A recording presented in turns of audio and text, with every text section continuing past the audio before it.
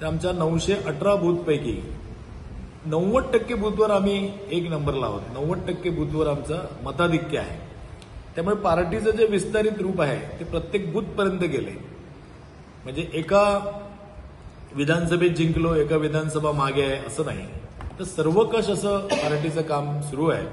त्याच्यानंतर कार्यकर्त्यांचा उत्साह, ऊर्जा वाढली आणि त्यानंतरच्या कालावधीमध्ये पदवीधर मतदारसंघाची निवडणूक आली. अत्यंत चांगलं काम सिंधुदुर्ग जिल्ह्यामध्ये झालं.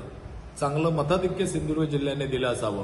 एकत्रित मतं असल्यामुळे मी अशा पद्धतीचे म्हणालो.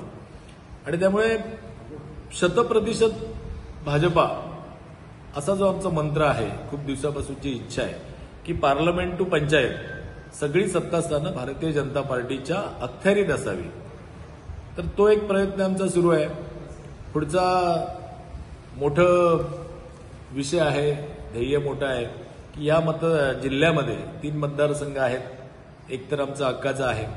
त्यामुळे महायुतीमध्ये जो काय विषय ठरेल तो ठरेल, त्याला आम्ही बांधील असूच. महायुतीमध्ये सगळ्यांसोबत युतीमधले जे काही सीट असल्या तरीच 3 सीट जिंकून आणायच्या. स्वबळावरचा विषय झाला तर सगळ्या 3 सीट भारतीय जनता पार्टीच्या जिंकून आणायच्या. अशा पद्धतीचा विश्वास, अशा पद्धतीची एक बांधणी, कार्यप्रणाली संपूर्ण जिल्हाभर सगळ्या कार्यकर्त्यांच्या माध्यमातून सुरू आहे.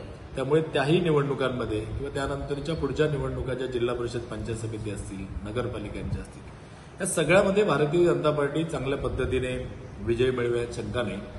वर्षभराच्या कालावधीमध्ये पार्टीने जी अभियानं दिली किंवा पक्ष म्हणून सामाजिक विषयांमध्ये जितकं लक्ष दिलं पाहिजे